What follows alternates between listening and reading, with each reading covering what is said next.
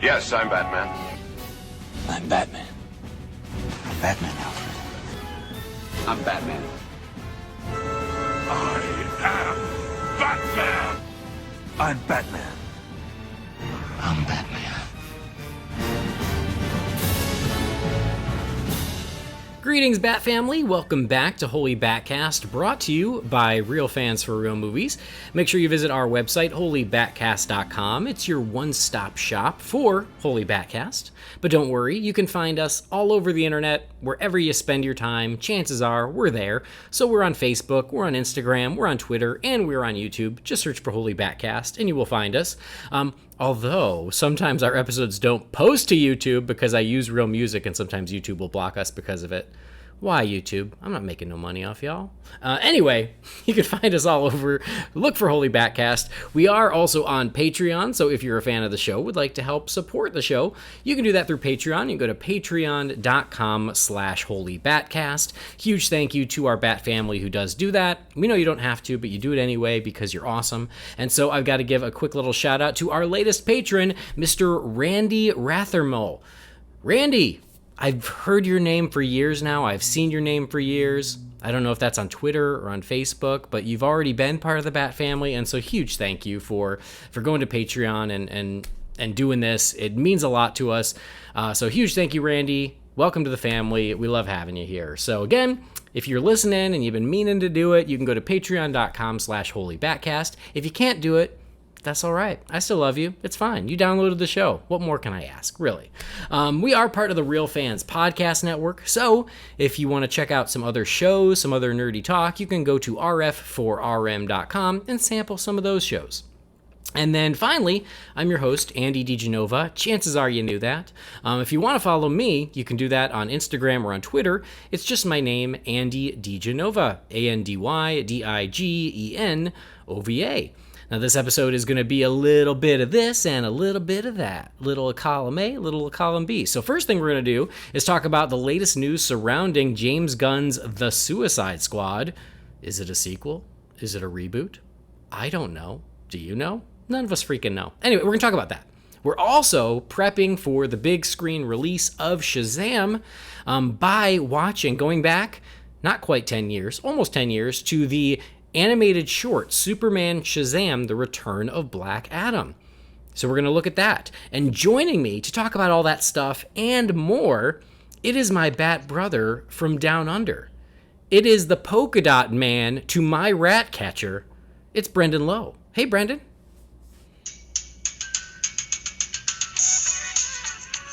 How you going? Wow. I was like, what's going on here? Oh, I just thought I'd have a bit more of a, bit of a touch of Australian in there for you. I love it. I appreciate it. It's great. Add a little bit of Australian flair to the show. It has been lacking that recently, so good to have you back. It's great to be here. How's everyone going? Good. By and everyone, I mean you. I'm swell. Thank you for asking. And yeah, when Jamie is a slacker, you benefit from it. I do. You're the first. It's You're the first one I call when Jamie's like, "Ain't got time," and I'm like, "All right, well." That lazy bastard. It's also probably because he has 47 children, with with birthdays and sports and whatever the hell kids do, and so he's about 80 years old. So. And he's so freaking old. Oh my god! Yeah. So it's really hard to go see the kids' soccer games when he's got a walker and an oxygen tank. An iron lung. Yeah, it's not easy for him. My heart goes out to him. It's tough being an 80-year-old father of small children. It is. He's like Tony Randall. You have me. I have you. I've traded him in for a younger model. How's that working out for you? So far so good. I bet. I can't complain. Man, you have so much more stamina. I was just about to say the stamina alone would be worth it. It's so worth it. Oh my god. I feel like a teenager again. Wow, this is... got weird. So far, yeah, it got weird. But I'm that's all right. Perfectly okay with it. Oh, glad to have you back. We missed you. Thank you. You were a big hit on episode 200 with your sweetness. Aw. You jerk. Thank you. Yeah, no, thank you. It was very nice. It was a nice surprise. And honestly, like, people go, why don't you have Brendan more? I'm like, because literally there's one day a week where we can make it happen. And Yeah. and this week we made it happen, which is great. But here's the crazy thing is, I mean, look, hey, I give up my Sunday mornings. Like, Thank it's you. 9 o'clock on a Sunday morning here, and Jamie can't record of a Saturday night. I know. He's doing kid stuff. I don't know what that Yeah. He's changing diapers. I think his kids are 12, so I'm worried about them. Having I was actually diapers gonna at say- 12 years old. I was about to say that he's at home washing his tights, but then I remembered you said that about me on the 200, which, by the way, I was on public transport listening to that and cracked up laughing like a lunatic. So thanks for that. No, thank you. Thank you. He's at home washing the twins' tights. That's what he's doing. Anyway, no, it's good to have you back. And yeah, really that's the reality of it is because of our whatever 18-hour difference or whatever the hell it is. I don't even know. Yeah, like we have a very small window to get you on the show. But that might change sooner than later. Yes. You might only be 2 hours away or 2 hours time difference away from me. Yeah, I mean, I shared some vague things, I think, on episode 200 is I have a new job, which means a lot of international travel, and it means I'm going to be relocating internationally for about a year and a half. So I'm going to be closer to your time than anyone here in the States. So we'll see how it is, but I'm committed. If you don't like the cuddly koala, we got some bad news for you. I know. Or maybe I can just make a friend in New Zealand. I don't know. Good luck. Hey, any Bat fans out there in New Zealand, call me. Send your audition tapes in. I'm not actually working from Australia or New Zealand, but you know, it's on that side of the world. Yeah. Anyway, this episode, thanks for doing it, Brendan. This episode is because I am traveling internationally, so we're recording it now, but folks at home, you're hearing it like two weeks in the future. But I'm doing it because I love you, and I don't want you guys to leave you hanging while I'm out in China. So yeah, that's where I'm going. I'm going to China. So called in Brendan, and we're going to talk about all the latest stuff. So by the time you hear this, yeah, like the Suicide Squad news is going to be a little old, a week or two old, but whatever. You still hear what we think. I just hope that by the time it doesn't come out, it's not all debunked, and then it's like, what the hell are you guys talking about? Probably. Which would not be the strangest thing. So first thing about not with you leaving the country, like that exactly. So the first thing about the Suicide Squad is we caught news that Will Smith was not returning, and that was like not a shock to me at all. I was like, Will Smith. I mean, I remember last year they had slated filming dates for Suicide Squad 2 because it was the only window that Will Smith had. And they were trying to see if they could align the stars to just get that shoot in because of Will Smith. And then the filmmakers changed, everything changed, and then they were like, well, it just ain't going to happen. So because I remember that, when then the news came out that, you know what, he just can't make it back, I'm like, yeah, of course not, because you're going to wait another 2 or 3 years before his schedule opens up. He's Will Smith. The dude never stops. He's got Bright 2 to film, so, you know. Why is he doing Bright 2? I'm sorry. Know. If I was Will Smith, I'd be like, sorry, Bright 2. I'm going to do Suicide Squad 2. Yeah. But anyway, that's just me. But he is, you know, he's pals with David Ayer. Maybe he and James Gunn don't get along. Who knows? But I saw some conspiracy theories about like, oh, it's not scheduling. With Will Smith, it's scheduling. I 100% believe the scheduling excuse because he's Will Smith.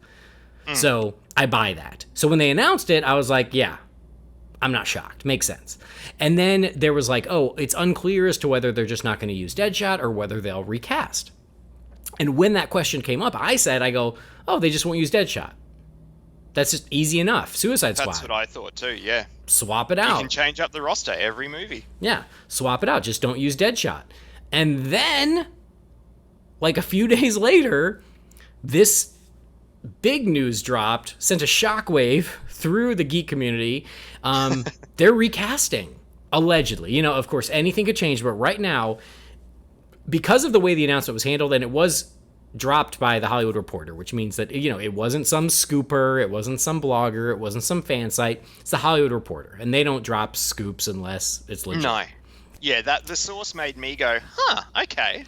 So they dropped it, and then Variety picked it right back up. And so if the Hollywood Reporter and Variety are both reporting it, this isn't one of those things where you're like, well, I read it on that site, we'll see, you know, which that's coming. But for this particular piece of news, because of who dropped the news, I'm like, okay, this is probably all but a done deal if that's how it came out. And the news is, if you've been living under a rock, Idris Elba is replacing Will Smith in the Suicide Squad and allegedly as Deadshot. I'm down. So it's funny because when they were like, oh, will they recast Will Smith? My brain went, you can't recast Will Smith. I'm sorry, he's Will Smith. You don't recast him. Who else are you going to get that's Will Smith? You can't. And then they said Idris Elba, and I went, oh, you found the one. Yeah. Well done. You found exactly the right person that no one's going to be mad at. Well done. Like, kudos to you. Because, yeah, like, there's no one else they could have dropped in there that wouldn't have gotten some backlash. But the geek community loves them some Idris Elba. Me too, myself included.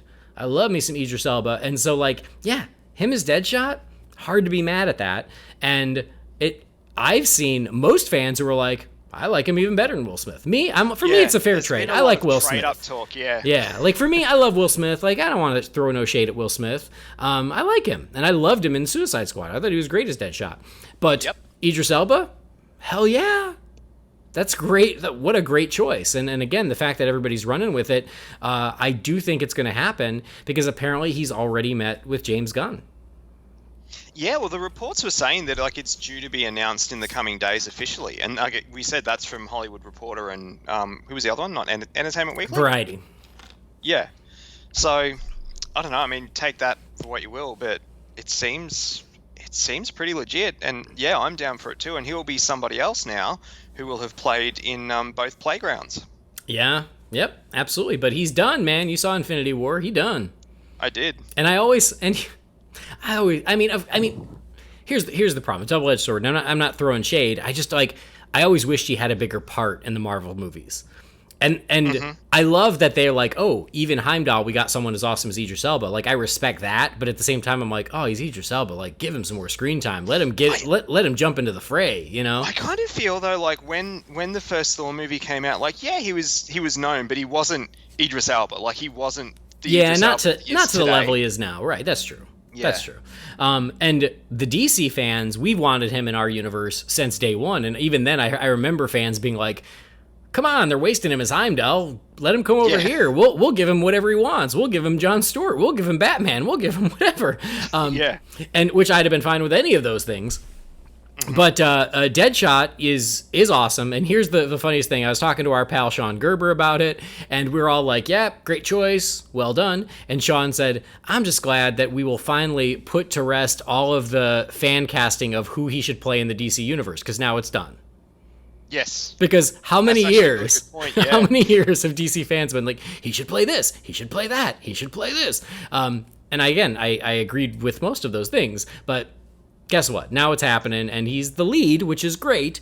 But it's a little bit of a shame, but like not a big deal, but a little bit of a shame that he's picking up the torch from someone else instead of just So, but I mean, it's great. Like, I personally would be like, just don't use Deadshot and make Idris Elba Bronze Tiger.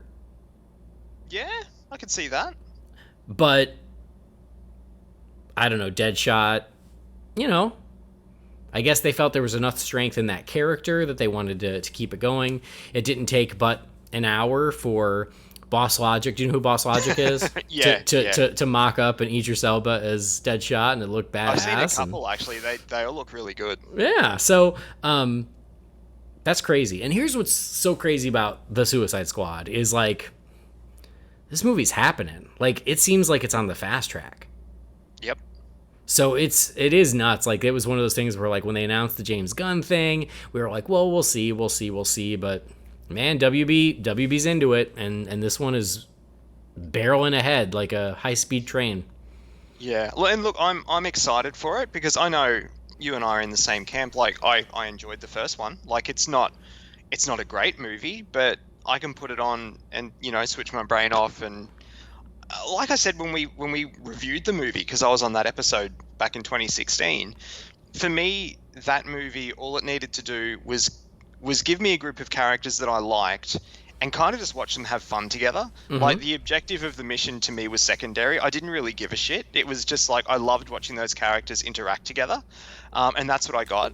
So, you know, I've been looking forward to the sequel, even with James Gunn coming on board, because I think I was on that episode too when that news broke with you and Jamie, and we were sort of two sides of it, but I was one of the ones who was like, yeah, look, I'm down for it. If he can create half the magic that he did with that first Guardians movie in the DC universe with another team movie, I'm down. That's fine with me. Bring it on.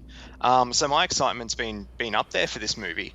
The next news article we're going to talk about maybe dampens it a little bit, but yeah, I'm keen. Like, you know, bring it on. I can't wait to see what happens moving forward with the next Suicide Squad movie. Yeah, I'm like cautiously excited, if that makes sense. Yeah. You know, I think we're cautiously excited with every DC project, given this is the last couple of years. I mean, I get what you're saying, but that's not what I'm trying to say. Oh yeah, I know what you mean. I'd be far more excited if it wasn't James Gunn. Like, I'm not in love with James Gunn. I don't like his voice in his films. I'm not as super into it. It's just so smug and smarmy, and everyone's a smart ass, and so I'm not in love with his work. And I am sure that WB is giving him free reign on this movie. I'm confident.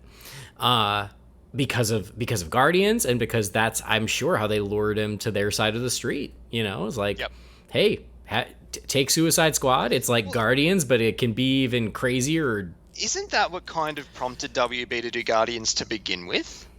Or Suicide Squad?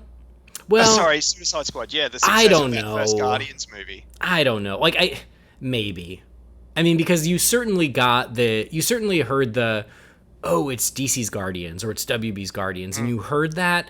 I don't know how much it played into the decision to make it, because apparently the decision to make Suicide Squad was that David Ayer came in with a pitch that they just loved, and they're like, yeah, do it. And who knows what that pitch was? Who knows if he did say, oh yeah, it can be like Guardians. But that comparison was made throughout the entire production and then marketing of Suicide Squad, is that, oh, it's their Guardians. And that's kind of true, but I also think that it's unique enough. And things like that, yeah. I think, once they decided to go with the pop soundtrack, then it did start feeling like they were really trying to hit that note.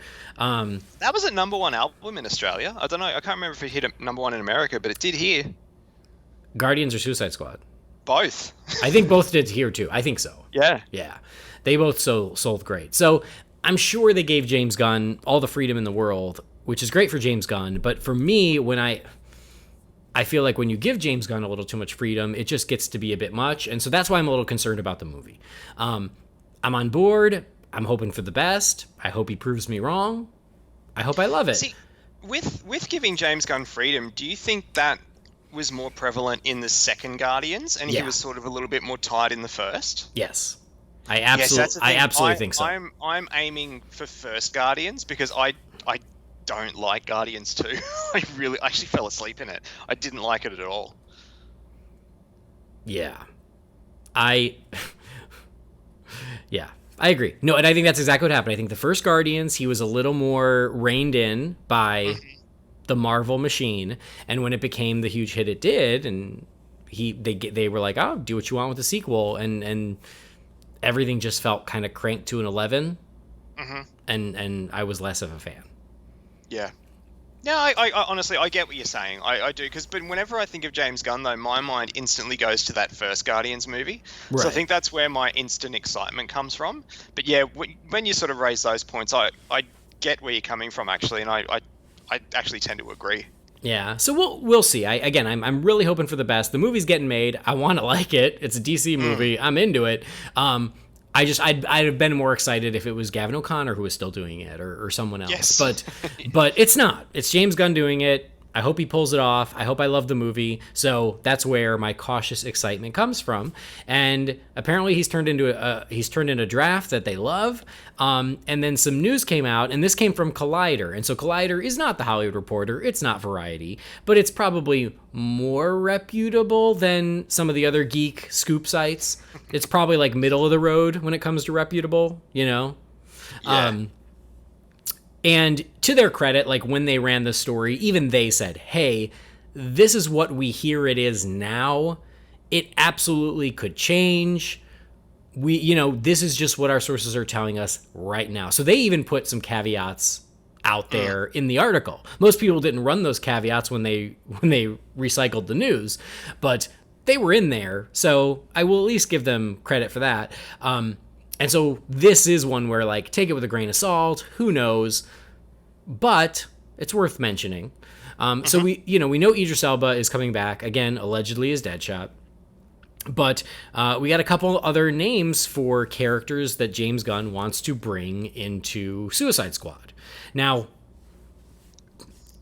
here's the first thing, is the way this was introduced was like, here are the new characters he wants to bring in.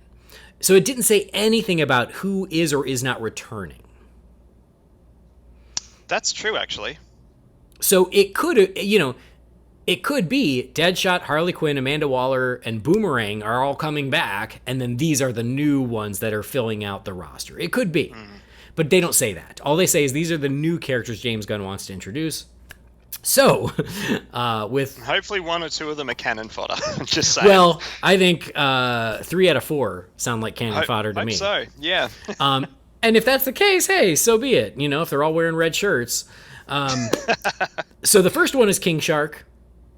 That one I'm fine with. I'm happy with that. King Shark, hell yeah. Because Did you see the latest episode of Flash? No. I'm traveling, man. Oh, true, yeah. He was good in that. Yeah, and King Shark is awesome. And King Shark is a Suicide Squad staple. And he's one that I heard his name thrown about after Suicide Squad 1. Is people were like, oh, King Shark in the second one. I remember hearing that. So, like, hell yeah. King Shark, I'm on board. Seal of approval. Yep. The next one. Let's see. This is where we go downhill slightly. Yeah. Peacemaker.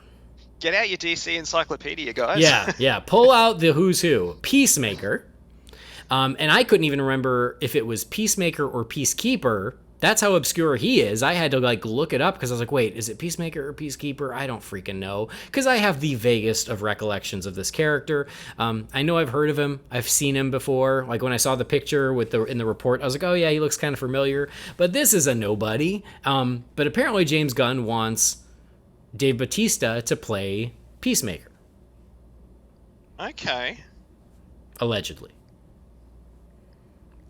So I mean, I can see it, but... So, okay.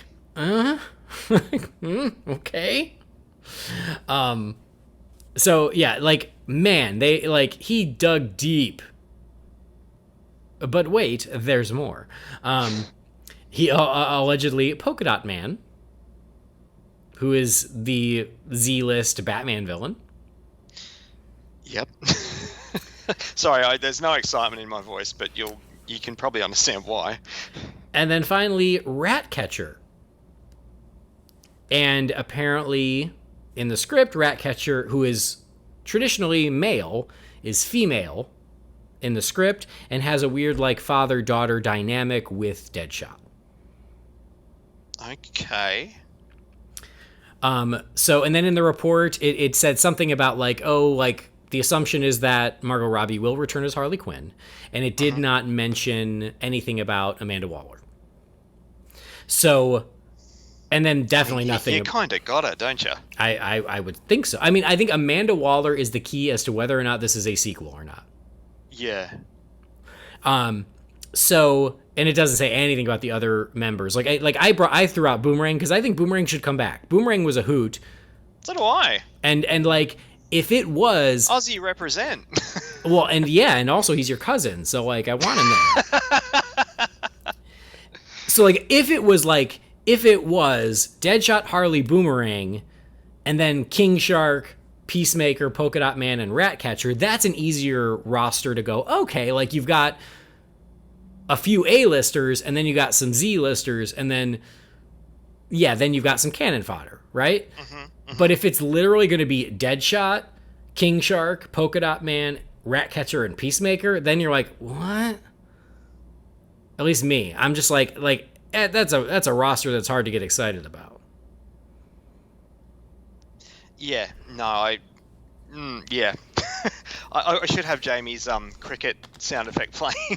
It doesn't excite me at all. I mean, aside from Polka Dot Man, who I kind of know, and I think even then, was he in Brave and the Bold? Was he in an episode of Brave? Yeah, I think that's really the only place I know that character from. Yeah, I think he he had like a quick little thing in Brave and the Bold, and I want to say he got a name drop in Lego Batman. Oh, actually, yes. But I mean, I don't know the last time he has appeared in a story of any kind. So I'm not excited about this lineup personally. And some people are. Some people are like, hey, look at what James Gunn did with the Guardians. I'm like, yeah, that's fine. But like, those were still the Guardians. like, here's my thing. You've got the entire catalog of DC villains to choose from. And these are the ones you pick? Yeah.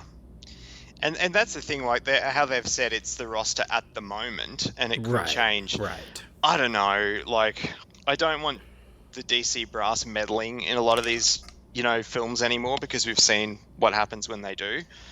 But you'd almost think someone would have to step in and go, hey, James, we like what you're doing, but how about you look at these characters instead? Yeah. Yeah, and again, like a couple of obscure is good, but if it's all obscure plus Deadshot, that's just tougher to get excited for me. But like as of this recording, there started to be murmurs that Killer Frost might be in there too. Okay, that I could be down with. And that makes sense. Yes, of course, Killer Frost is a perfect B-level villain who like isn't going to get pulled off the bench for the Flash solo film, but she's still recognizable and she's been part of the Suicide Squad in the past. Yeah, that makes perfect sense. For casual viewers, recognizable as well from the TV show as well. There's that name recognition there. Right. Although anyone who watched the TV show are going to be like, wait, why is she bad? Yeah, true. Because anyone who's a DC fan, though, you're throwing out those other names like Ratcatcher and stuff, and even people like you and I are like, huh? Well, exactly. Like those of us who like bleed DC blood, if we have to look up Peacemaker, there's not a lot of name recognition there, okay? I didn't know who the hell Slipknot was with the first one, and we all know how that turned out. Which is why which is why we all knew what was going to happen there, because we were all like, one of these things is not like the other. One of these things just doesn't belong. I wish he'd have gotten his own intro, though. Like, that would have been... Yeah. Come on. That bugs me. They didn't even try and make it obvious. I know. They didn't even. They gave up halfway through. They're like, oh, yeah, and then here's Slipknot. Don't get attached. So anyway, that's how I am. Like, this like, if... Here's the thing. I'm gonna see the movie regardless. Gonna give it the benefit of the doubt. But this list does not increase my excitement. It decreases my excitement. If you had come to me with a list that was King Shark, Killer Frost, I don't know, Scarecrow, and Bronze Tiger, I'd go, okay, like, yeah, I'm down. Mm-hmm. Like, you pick from the B level. But, like, digging this deep for these characters that, like... I'm sorry, is there a huge Ratcatcher fan out there who's, like, fist-pumping that she is finally going to be in a movie? Is there? I don't know, maybe. But, like, you see these, and if I got to look them up, for me, that's an issue. Yeah. And you were saying before, too, about the possibility of Harley returning. And I know that, Birds of Prey is coming and she's getting, a spin-off movie and everything, which is great. But I know it wasn't well reviewed, but Suicide Squad did fairly well at the box office. Like, it did very well at the box office. It did very well.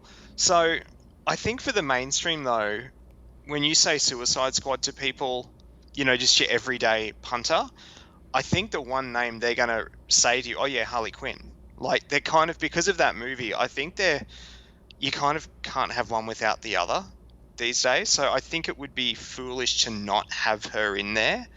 I don't know. That's just my thoughts on it. It just would seem silly because she was the runaway hit from that movie. Oh, easily. She's got a lot of bums on seats for that movie. That's just it. Again, and as long as you can put Idris Elba as Deadshot and Margot Robbie as Harley Quinn on that poster, you're gonna be okay. Yeah, definitely. But if you don't get Harley, As much as we all love Idris Elba, he doesn't sell tickets on his own. It's going to be a much tougher sell. So yeah, you're right. And guess what? If it's Margot Robbie as Harley Quinn, and you're right, if you say Suicide Squad, people go Harley Quinn. That's where they're going to go. If you put Margot Robbie's Harley Quinn in this movie, it's a sequel. Call it whatever the hell you want. It's still a sequel. Same thing with Waller, and Viola Davis should be back as Waller. So as long as no other reason than you can keep using that GIF. It's the best GIF ever created, and it is my mood 80% of the time. Because you know what? The human race has worn me out, and now I'm just waiting for death. So I mean, like, they're kind of right now. It's really that question of like, is it a sequel? Is it not a sequel? To me, it's feeling like a sequel, especially if Margot Robbie's coming back. So it will be interesting to see where this lands. If they got King Shark and if Killer Frost is going to show up, it makes these other randos a little easier to take. And then you're right. Then they can kill off some of these randos and nobody's going to cry. So we'll see. It's just, I just was like, I saw the thing, alleged Suicide Squad list, and I was like, oh, cool. And I went and I read it and I was like, wait, what? Like, huh? What? Yeah, that was my reaction. Do you know what it feels like? It feels like an April Fool's news story. Actually, it kind of does. That's how ridiculous these characters are. It feels like someone's playing a joke. They're only a couple of weeks away. Oh, the worst day on the internet. And that's just it. I almost feel like they leaked a fake list and someone fell for it. Like that's what it feels like. Is they made up a fake list just because they're trying to find the leak.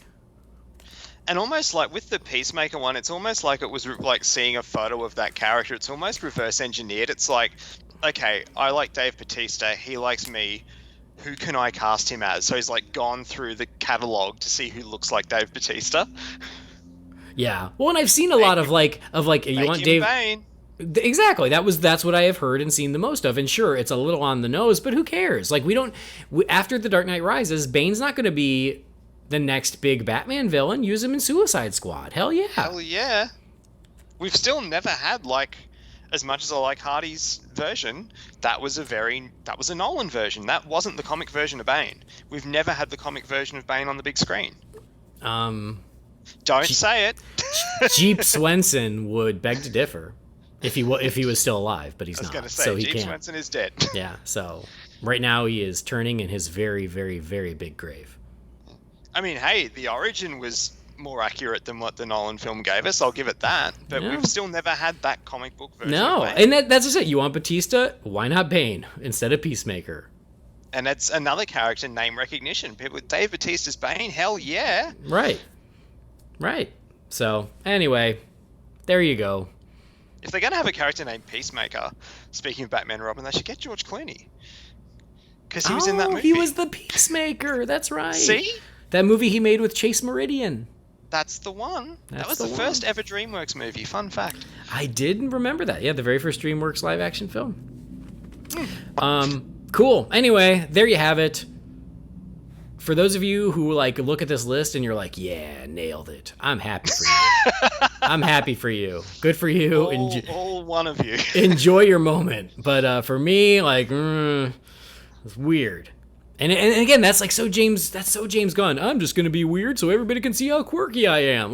No, just do something cool. Stop patting yourself on the back for being so clever, Yeah.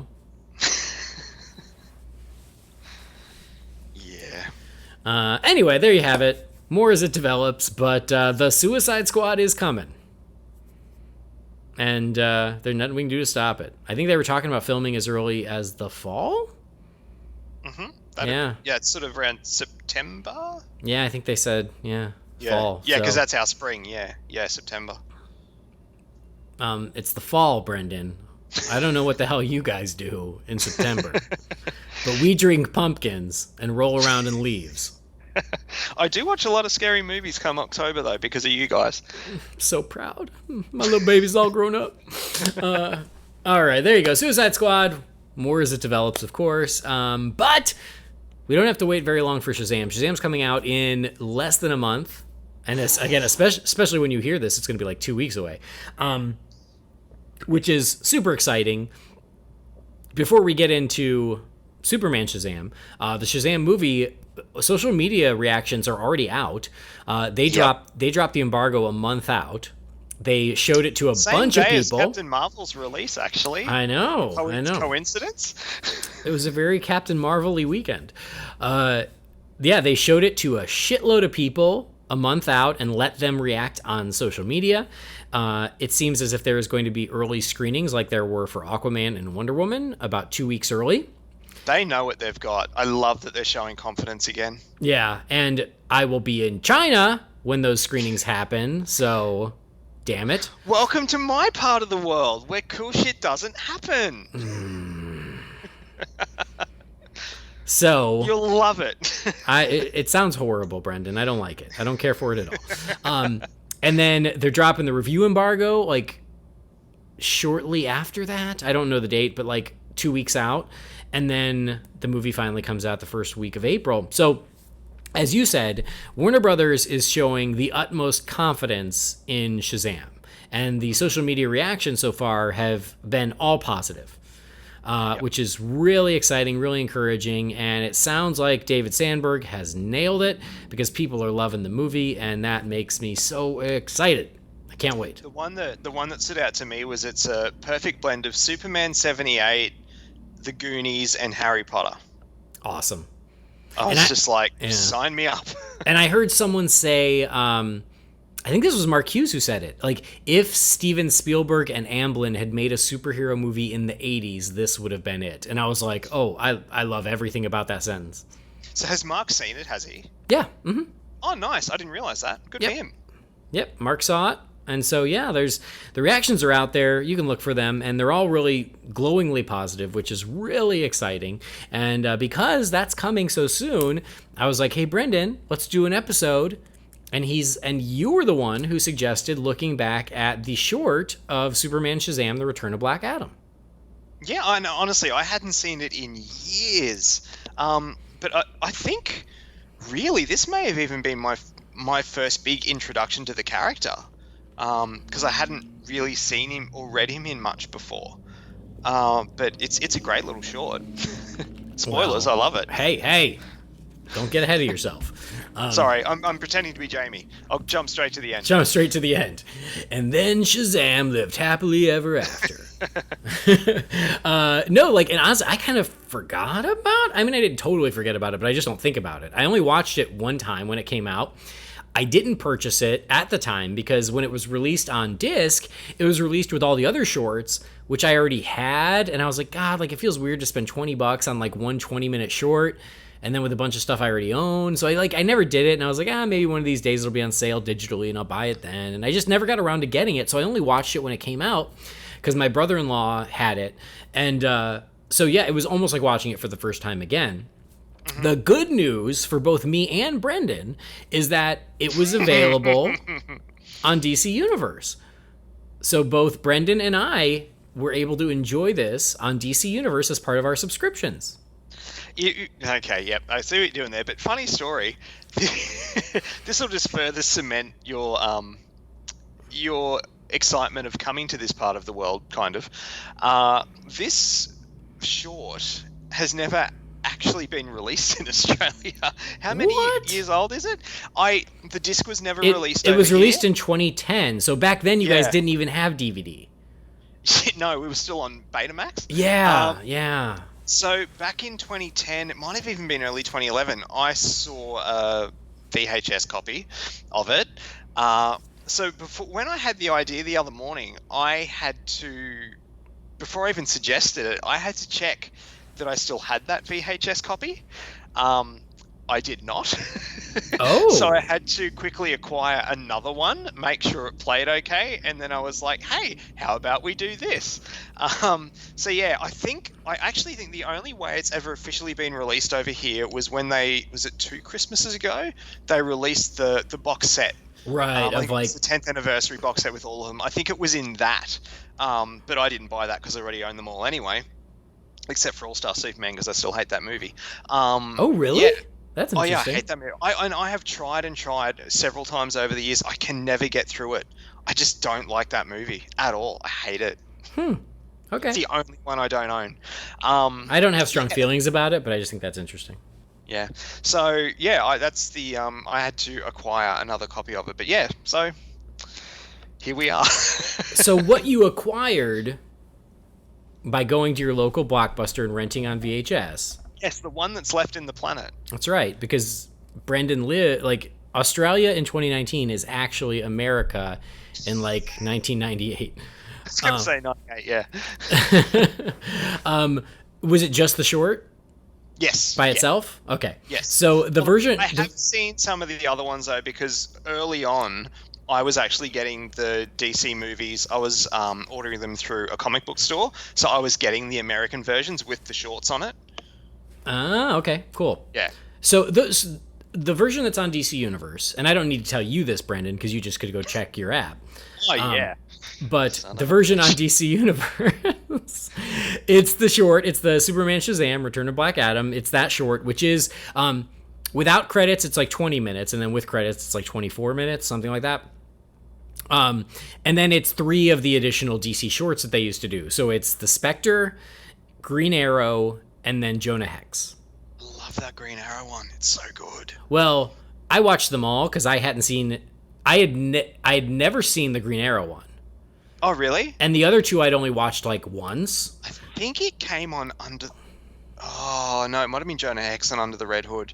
But whatever one... Yeah, I saw the Green Arrow one when it came out because it was on one of the ones I got from overseas. Yeah. So that one I had never even seen before. So I watched all of them because they're all strung together on the app. And number one, I'll just say they're all great. All 3 of them. It's such a shame they stopped doing it. I know. And someone the asked... The Catwoman one was really good too, actually. And I don't remember that. I remember them making it, but... It was on year 1. Ah, okay. Yeah. So at Comic-Con 2 years ago, when they did a presentation about that big box set that they released, someone asked, hey, what about those shorts? I love those shorts. And Bruce Timm goes, there was just no business reason to do it. And he goes, really, I'm just grateful that WB let us make as many as that they did, because they all cost money, but they didn't make them any money. And he's like, so I was just glad they let us do it as long as we could. But yeah, they're not coming back. And I'm like, that makes sense. I get it, I get it. It's a shame, though. It is a shame, because they're with good. The app now, there's no reason why they can't. They're doing original content. That's a good point, because that was before the app. So I like that. Is they could redo them and release them on the app. That's just more. And you just keep sending me those VHS copies. Yeah, and you can enjoy them on the app. Yes. So all of them were great. And so it was really cool to revisit. I think my favorite one is the Spectre one. The Spectre one is so freaking cool. That's the only one I haven't seen. You should seen the Spectre one. I'll send you a tape. It's great. Okay. Awesome. It'll just be 10 minutes on a tape, but you'll enjoy it. And then then the Green Arrow and Jonah Hex, they're all really awesome. But so anyway, if you're out there, if you're listening and you were like, oh God, I haven't watched this in a while, it's on the DC Universe app for those of our friends in the United States. If you are not in the United States, I am sorry, you're gonna have to do what Brendan did, is find your copy wherever convenient. Through nefarious means. Whatever you got to do. I don't want to hear about it. I need plausible deniability. Yep. So anyway, all that said, it was very handy that it's on DC Universe, which is great. So now I do own it. See, my patience paid off. All I had to do was wait for an app that I didn't even know would be a thing, and now I own it, sort of. And yeah, this was released in 2010, and I do remember that the reason that they did make this and that they released it on Blu-ray was so that way they could package it with all the other shorts and sell it as its own Blu-ray. So this was the new content that they were able to sell it on, and then everything, and then they just put, I think, all the rest of the shorts on it as well. Mm-hmm. So this came out in 2010. Superman Shazam, The Return of Black Adam, and it is the long short, because the other ones were about 10 minutes each, and this one, like I said, is about 20, 22, something like that. This one's like an animated series episode. Yeah, exactly. It's like a 30-minute animated series episode without the commercials, hence 22 minutes. So, Brendan, you said you liked it. Tell me more. Yeah, I've always liked this one. Like I said, this came out at a time where I was stretching my muscles as far as I was moving more into being an overall DC fan instead of just a Batman fan who also liked Superman.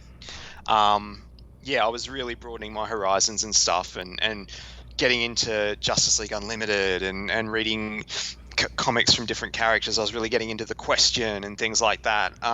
So yeah, Shazam was really, from memory, I may have read him in some comics, but this was really my introduction to the character, and I really, really dug it.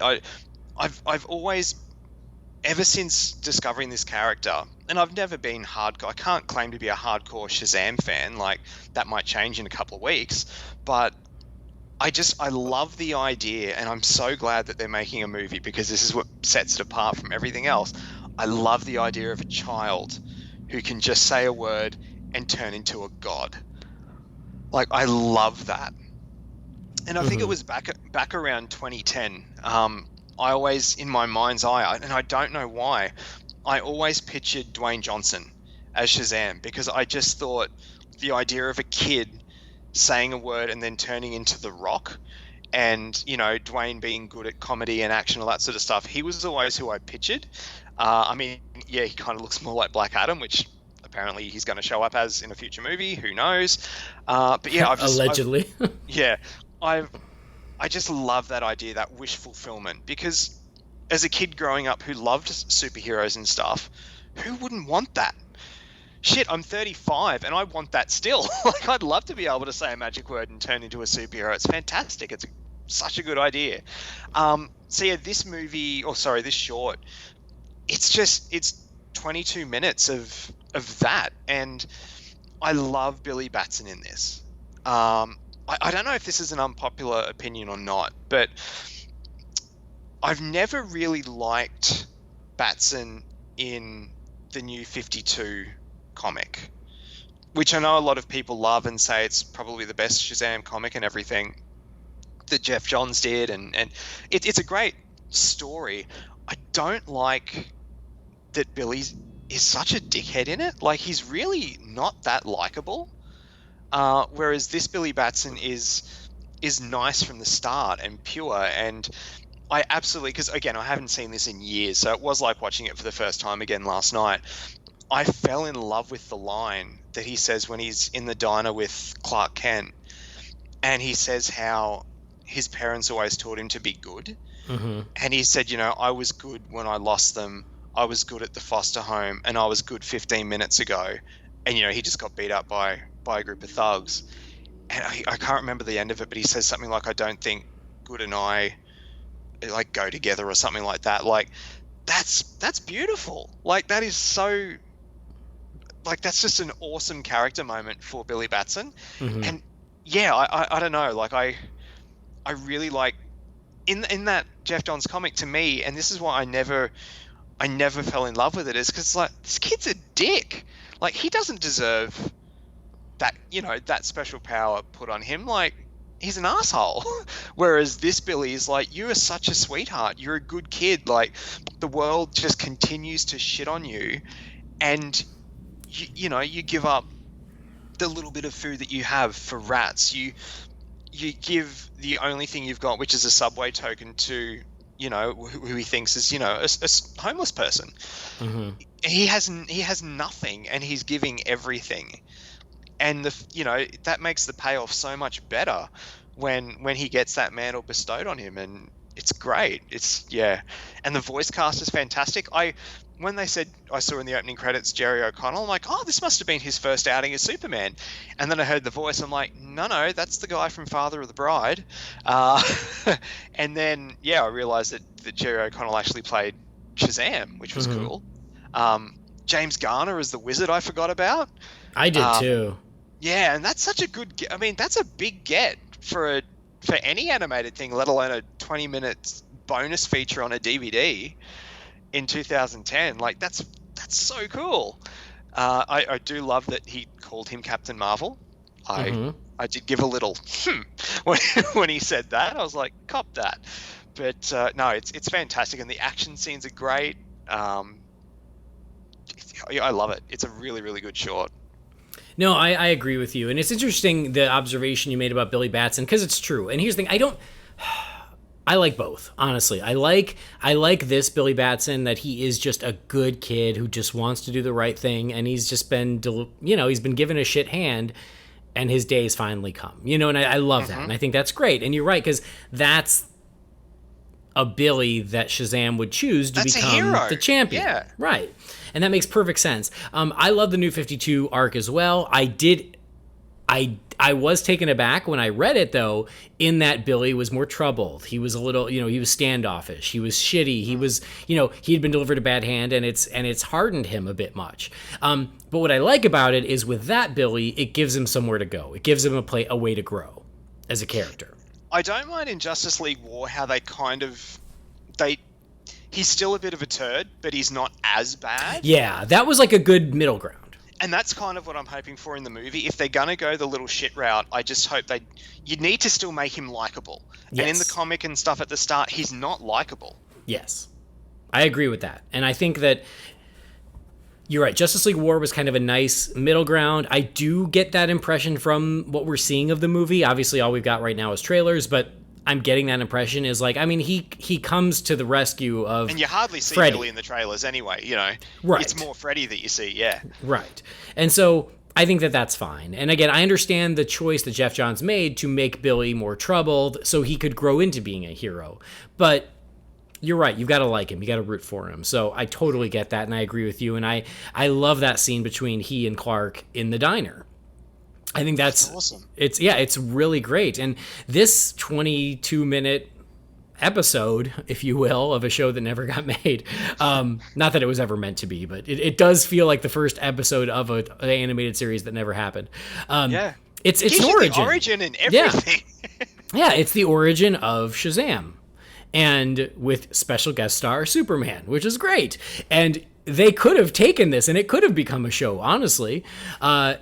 But for 22 minutes, they cover a lot of ground and get the entire origin in, plus Superman, plus the battle with Black Adam. I mean, this is one of those where I'm impressed by how much ground they cover in 22 minutes. As you mentioned, George Newbern, who did Superman famously in Justice League, it was, he and Tim Daly were like the Supermen from the DC animated universe. He came back to do Superman and Clark Kent here. Jerry O'Connell is Shazam / Captain Marvel. You mentioned James Garner, and I had no recollection of James Garner being in this, which is random. Kevin Michael Richardson, who is just a voiceover wizard, if you will. Yeah. He's done a jillion things, and he was, probably for Batman fans, most famously, he was the Joker in The Batman. And I love I don't love the design of the Joker, but I think his performance as the Joker is really good. And then Arnold Vosloo, Imhotep, is Black Adam, which is kind of inspired. I love that. But no, you're right. It's a really great short, and they get a lot of story in. You meet Billy Batson, you get to like him. He is a good kid. He's homeless. I don't know how he has that apartment, but there's nothing in the apartment. And so he even comes out and compliments that hooker. That cracks I me love up. that part. I love that part.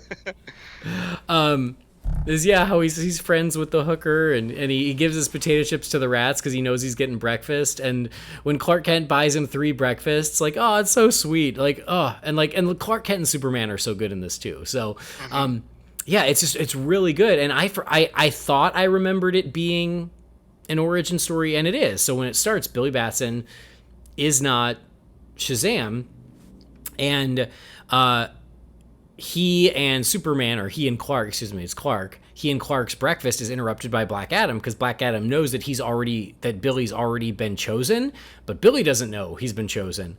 And so he's trying to kill Billy before Billy even gets the powers of Shazam. And then that kind of goes in where Superman starts taking on Black Adam, and as Billy escapes, he eventually finds his way into the subway, which then takes him to the secret lair of the wizard Shazam, who then gives him his powers. And that seems incredibly close to what we're seeing in the trailers for the film.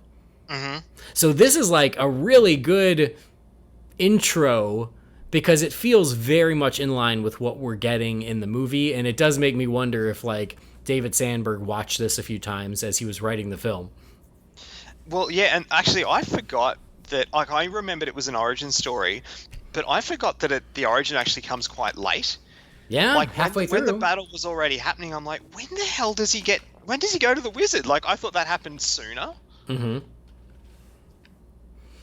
Yeah, I agree. I thought the same thing. As I was like, I remembered more Shazam in this, but it takes a little while for it to happen. But then once it does, you still don't feel cheated on the amount of Shazam you get.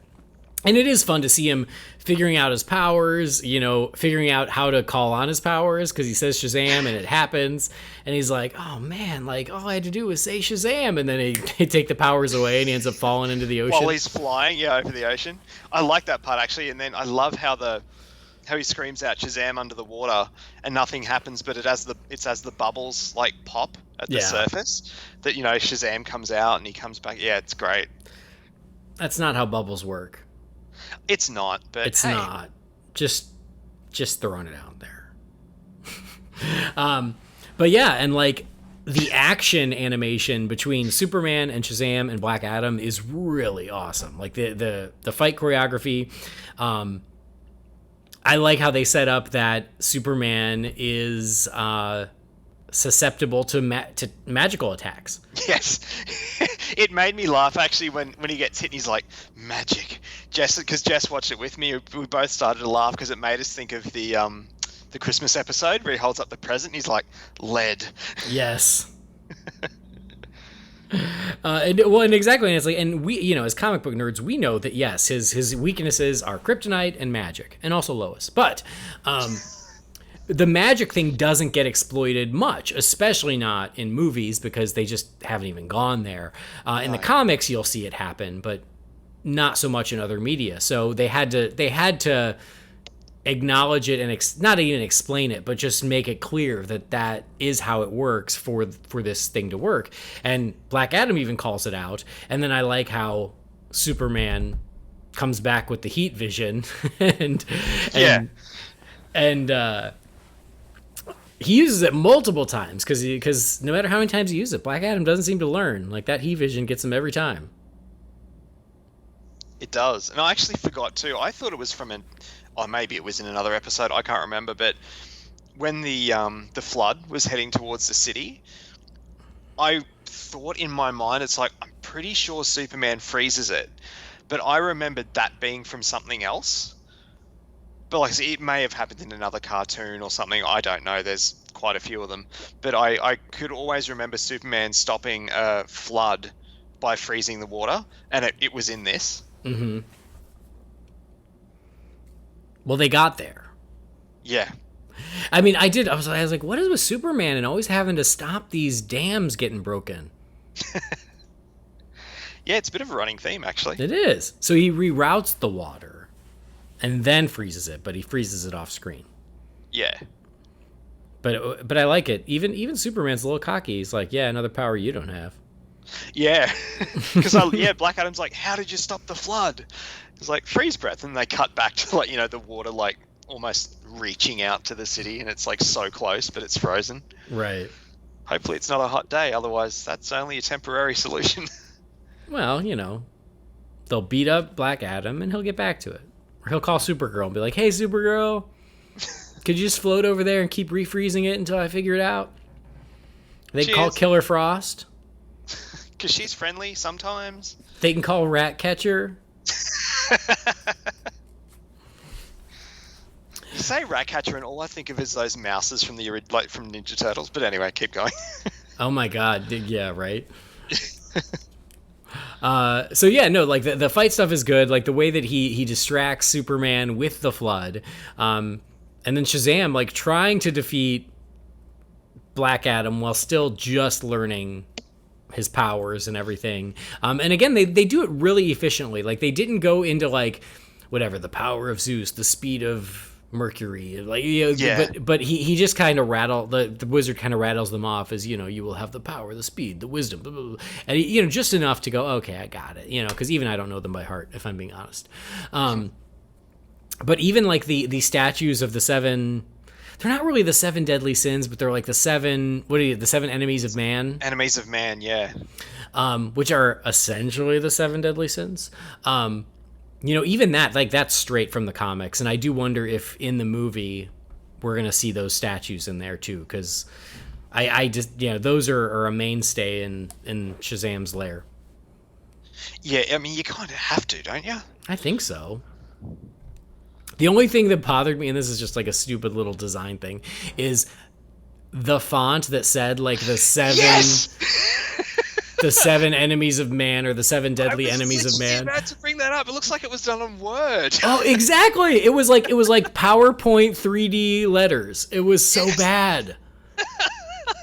I was like, everything looks great, but that looks terrible. That's word art from freaking PowerPoint. Statues, I was thinking, like, should I mention the font, or is that nitpicking? No, you can mention it, because I'm glad I'm not crazy, because it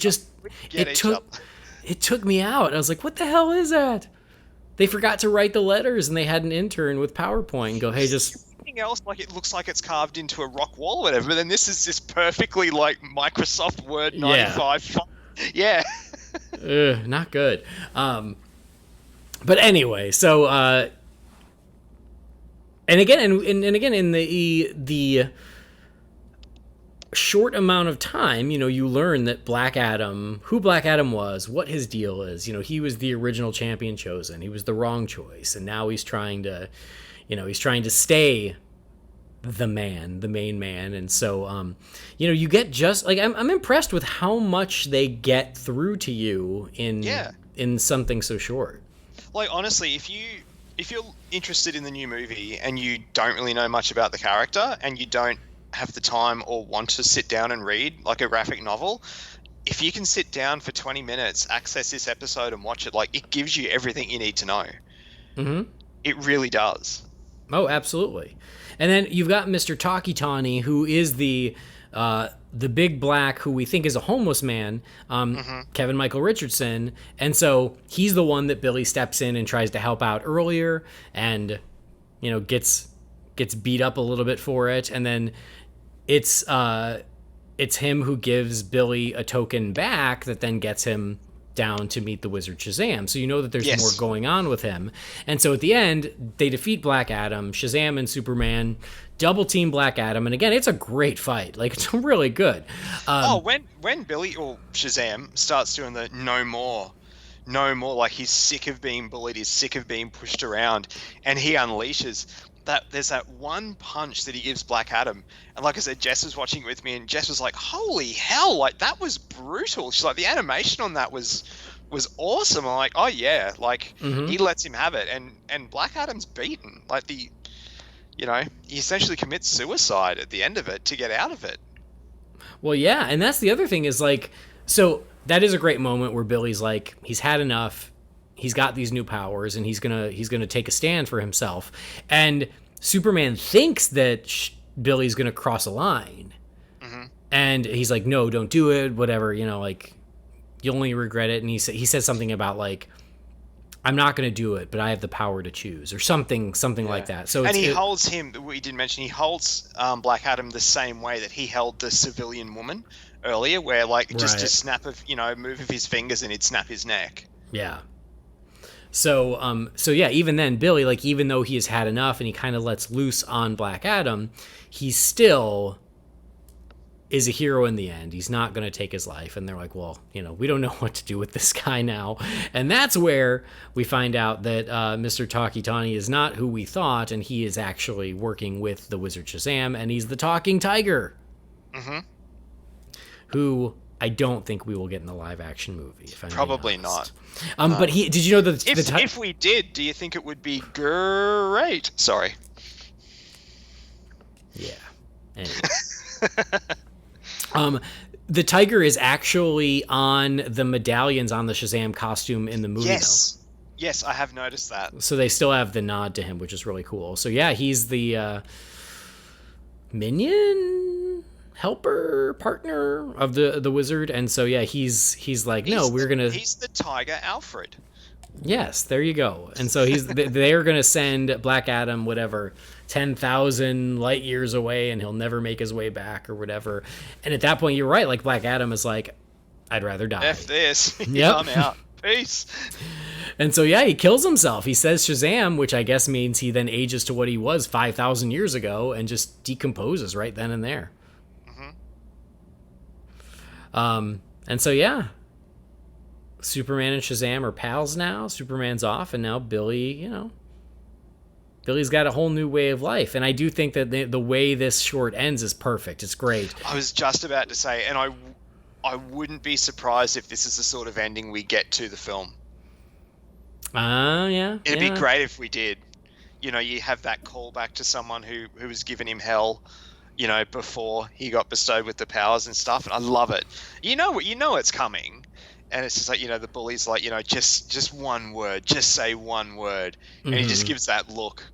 Like, I didn't even know if he was going to, I couldn't remember if they showed him saying Shazam, which they do. And, you know, it pans out and you see the lightning, you know, hit from a distance. I just would have loved it to actually end. And this is how I'd actually like the movie to end is Billy being in a situation where someone's giving him hell and they're like, you know, what do you got to say for yourself? Or, you know, what can you say or whatever? And just show him look up and smile and then cut to black. Like, that'd be awesome. Mm-hmm. Yeah, it's a great ending.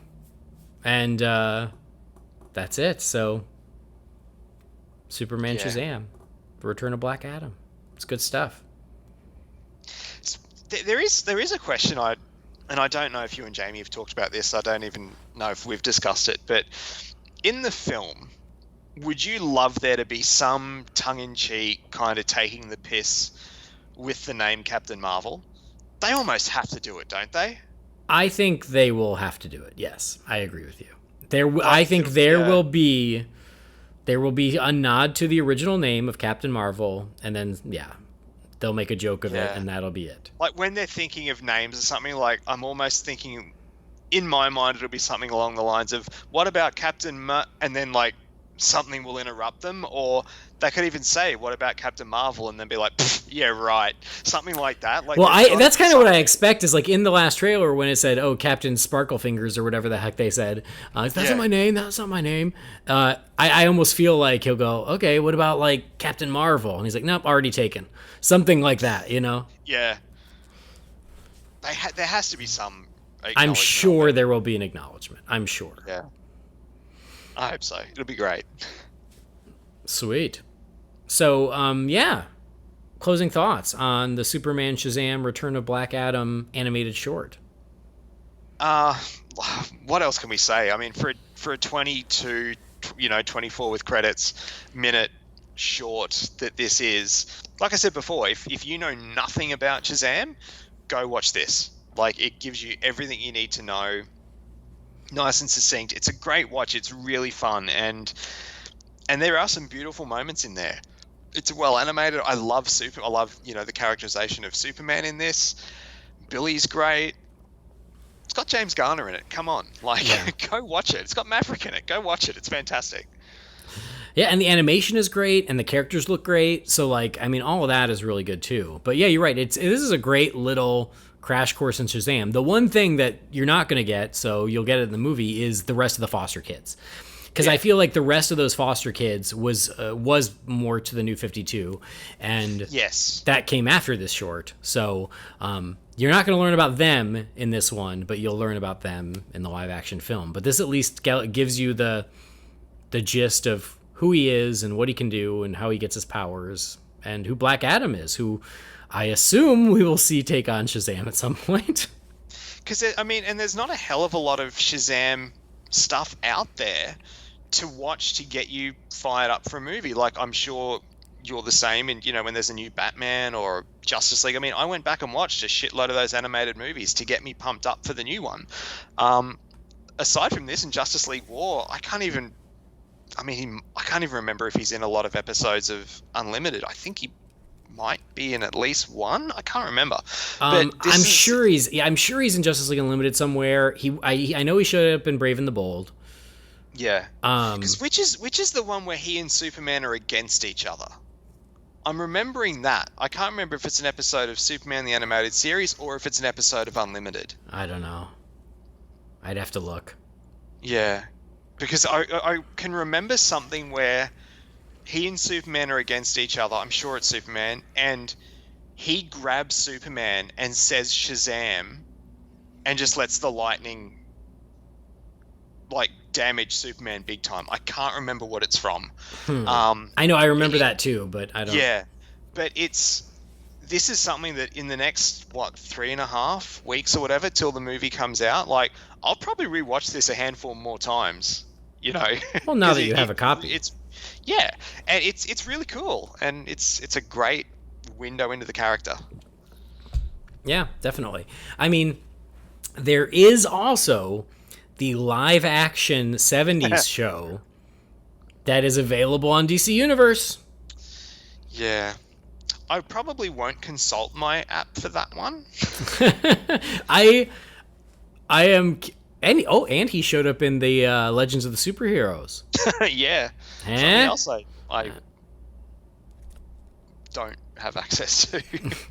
And I'm not that keen to seek out a VHS copy, if I'm being honest. That's fine. I kind of want to. I might watch an episode or two of the 70s show because I never have. I've never seen a single episode of it. Apparently, it's remastered in HD on the app, which is amazing. Oh, nice. It was so funny. Malecki shared something about it on one of the Real Fans groups the other day. Like, shared a clip of it. And I'm cracking up laughing because I'm like, Billy Batson is bigger than Shazam. Like, the kid who plays Billy is more cut than the guy that get to play Captain Marvel. It's like, what the hell's going on there? I don't know. Yeah, I will have to watch it. I am curious to watch it. You'll have to let us know. Because I went back and rewatched some of the Linda Carter Wonder Woman that I'd never seen in the lead up to Wonder Woman coming out a couple of years ago, but I just don't have the interest in going back. Because this one doesn't look great. Well, yeah, it was a low, I think, and because I don't even think it was on primetime. I think it was a Saturday morning live action show, which means it was even cheaper than Wonder Woman. Shazam costumes weird and like I don't know. Honestly, if anything, I'd be more interested in going back and revisiting some of the black and white serials. Yeah. Then I would be that 70s show. If those were on DC Universe, I would. Anyway. There's stuff out there. You got to seek it out, or you can just be patient and wait for the movie, and it can be your very first introduction into the character of Shazam. I know that when the trailer for Shazam came out, a friend of mine, she is geeky, but like not superhero geeky. So like, she's into like Star Wars and Back to the Future and stuff, but like for superheroes, she's not as well versed. And when the trailer came out, she texted me. She's like, "Is Shazam always a kid? Like, is that his deal?" And I was like, "Yeah, that's his deal." And she's like, I had no idea. And I was like, well, there you go. So I don't think everyone even realizes that that's part of the character. So you can go back and watch stuff, or you can just wait for the big feature film in a couple of weeks. But in the meantime, if you've got DC Universe, this is right there for you to enjoy. And if you don't have it, it shouldn't be too hard to find. It's out there. Yeah, it is. Cool. So, no, this was a good recommendation, Brendan. It was fun to revisit it because, like I said, I didn't forget about it. I just didn't think about it. So it was good to revisit it for this. So check it out, everybody out there. But now we are going to check in with all of you as we crack open the Wayne Manor mailbox. It's time again for the Wayne Manor mailbox. You've got mail. Derek, what is a letter for me? Maybe temporary. She wrote a letter. You're one hell of a messenger. This is all, Master Wayne. All right. The first message I got here, I think it was on Twitter. So let me do that first before I go to actual emails. Okay, here we go. This is from Benjamin Llewellyn, and it was so nice, and it came through Twitter that I had to screenshot it and save it. So it says, "Hey, Andy and Jamie, I just finished your 200th episode. I was reflecting on my own thoughts on the show, and I wanted to thank you. Something that no one mentioned was how inclusive your show is. You're never so opinionated that it excludes others' feelings on how Batman should be or whether a movie was up to snuff. I realize some people find success by taking hard stances, but I'm a fan of reason and understanding that you both display those qualities. Congratulations, and I'm looking forward to even more from y'all, and even Brendan sometimes. By the way, if you ever want a guest to discuss the Arkham games, I would be obliged. I love them with a passion, have played them multiple times. It's my definitive version, even though it's basically a heightened version of the animated series. And the reason I say this is because, again, it's what we try to do, and I really appreciated the message and hearing that from a listener, is that, we joke about certain things, but, we try not to take the stance of, our opinion is the only one that matters and yours doesn't, because that's no fun. No. So, so I really did appreciate that. We try to be inclusive of everybody's opinions. And I know I always give Brendan shit about Batman Forever. Brendan knows I'm kidding, mostly. But that's been the occasion where some people who don't know me so well did not think I was kidding and wrote me angry emails about it. But oh, really? Did they? I didn't think anyone told me that. Really? Yeah. Oh, yeah. There was an iTunes review that was like, I'm giving you 0 stars because you don't like Batman Forever. And I was like, oh, relax. Anyway. It's like, you don't like it, I do, but, that's a mutual friend thing. Like, we constantly take the piss out of each other with that movie. I know. But anyway, yeah, they're again, people who don't know me as well, must have thought I was serious because, I got a couple of them here and there. But, other than that, yes, we all like what we like, and it's all about Batman, and it's all about the DC universe. And I look forward to it. Like, if anyone ever posts something about it on the Real Fans group, and I'm sure the other Real Fans know it too, they kind of just wait for one of us to comment, and it's like, who's going to go first? Because one of us will, and they'll most likely tag the other person in it. Yeah. If you say Batman Forever, Brendan will show up. It's just like saying Shazam. It's like when you say Into the Spider-Verse and Hunter comes out of your closet to tell you about it. When you say Batman Forever, it doesn't matter where Brendan is, he will just pop up and be like a little meerkat. I just pop up and yep. Did somebody say Batman Forever? Anyway, thank you, Benjamin. Thank you for the message. We do appreciate it. Next message here is from Kyle Refner. It says, "Hey guys, I apologize in advance. This might be a long one, but I'll try to stay on point.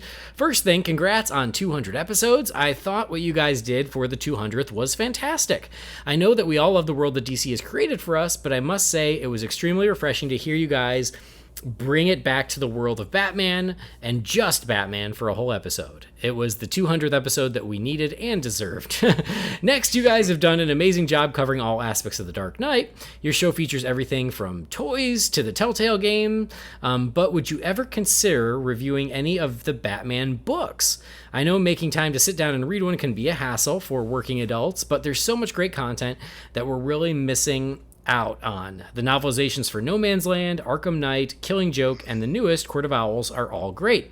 I'd love to hear your perspective on one, if not all of them. Finally, a few more simple questions. Which is your favorite Batman theme? Who's your favorite Batman composer? And who would you like to next see get the chance at composing the next Bat tune? As always, take care, Kyle. Kyle, thanks for the message. Episode 200, thank you. I'm glad you liked it. I think it turned out well. I was happy with it, so I'm really glad. And yeah, it was nice to just talk Batman. Reading the books, I love you, but that ain't gonna happen. I can't even read my comic books, dude. There's no way I'm gonna find time for a novelization of a story I already know. I respect that, but yeah, I just don't see that happening anytime soon. I am so sorry. I'm just being real. I could lie to you and say, yeah, of course we'll do it, and then never do it, but I just don't think it's gonna happen. And then Bat music, Brendan. Favorite Bat theme and composer, and who would you like to see compose next? I will just quickly add before I jump into that look, some of those novels are great. I've read the No Man's Land one. It is so much better than the comics. It's fantastic. I have The Killing Joke. I've read some of it, and then I got sidetracked and read something else. I got the Mad Love one for my birthday, which I'm really looking forward to reading. I'm looking forward to seeing a fleshed out version of that story. but yeah, it's one of those things for a podcast. It's a big ask to get the listeners to read a novel. Yeah, so I'm with you. I don't think it would happen. But as far as composers go, I mean, look, how can you go past, Elliot Goldenthal? I mean, Jesus, Brendan, Batman. Jesus! Just when we were getting along. Look, even I can't say that with a straight face. I do. Thank God. Thank Christ. Look, I mean, you have to kind of say Danny Elfman, don't you? I mean, I do, but you can say whoever you want. But I would say I've got to say Danny Elfman. There's never really been. Actually, all jokes aside, apart from Elliot Goldenthal, they've never really done a Batman theme. Like, there's been elements of one that like Hans Zimmer did for the Dark Knight trilogy and stuff like that, and there's elements of one in Batman versus Superman and stuff, but it's Danny Elfman. It's the Batman March. That's you can't go past it. There's nothing else you can really say. As far as a future composer, I don't know composers like you do. They can announce a composer and I'd be like, okay, cool. Glad to see what they can, can't wait to see what they do. I'm not a composer guy. And honestly, the only composers that I really know are because of their work with Batman or, DC movies. I guess they're onto a good thing with, oh, shit, see, this is me. I'm not a composer guy. What's the guy who did Wonder Woman and Aquaman? Rupert Gregson-Williams? Yeah. Like, he's been great with those two. Let him have a crack at it. If it ain't broke, don't fix it, I guess. Who's doing Shazam? Someone who I do not know. I saw the name, and it was not a name I recognized. So give me 1 second, I will tell you. Apparently, the score is great though, which makes me very happy because my pal, my pal Paul Shirey, that was one of the things we bonded on is movie scores. He specifically tweeted that the score for Shazam. Maybe that's where I think that might be where I saw it. Actually, is terrific. Did he tag you in it? No, but I might have liked it or retweeted it or something. I think I might even follow Paul on Twitter, but I do remember seeing one thing specifically about the score, and I thought of you. And it was him. It was him. Yeah. So here we go. Full cast and crew. Music by Benjamin Wallfish. And then I did retweet. I retweeted his response because someone tweeted him about the score. David Sandberg, I think, said something of huge props to Benjamin Wallfish for creating an amazing score. And then Benjamin Wallfish responded with it was a dream come true. Thanks for letting me play. And so I also retweeted that. So you might have seen it in that. So anyway, okay, he seems to be he's on the rise, this one. Number one, he did additional music for BVS. Okay. So that's interesting. So he worked under Hans Zimmer. And he did the score for Blade Runner 2049. Oh, he did It as well. And It and Hidden Figures. Okay. And he did something on Dunkirk as well. He composed It, Hellboy. He's doing Hellboy? The new Hellboy. The Darkest Minds, I didn't watch it. Blade Runner 2049, It, Annabelle Creation, Hidden Figures. So Lights Out. So he's buddies with David Sandberg, obviously. Yeah. But no, he seems like he's another one of the Hans Zimmer. What's the right word? Apprentices. Mm-hmm. Who's a composer on the rise. So that makes me excited. Yeah, no, I'm down. I mean, look, see what he does with Shazam. Let's give him a crack at Batman. I don't know. I'm not a composer guy. Like I said, you've probably got someone more in mind specifically than I do. Well, okay, so I agree. Danny Elfman. The Danny Elfman's Batman theme is perfection. There's been a lot of great Batman music, but I don't think anything has touched that. And so, yeah, Danny Elfman is my Batman composer. Who would I like to see next? I was actually going to say Harry Gregson-Williams, who is Rupert Gregson-Williams' brother. Mm-hmm.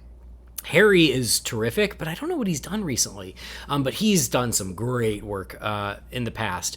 And but yeah, I'd be fine with Rupert. He definitely stepped up with Aquaman and Wonder Woman. But I still have a soft spot for Harry. I also was going to say Henry Jackman.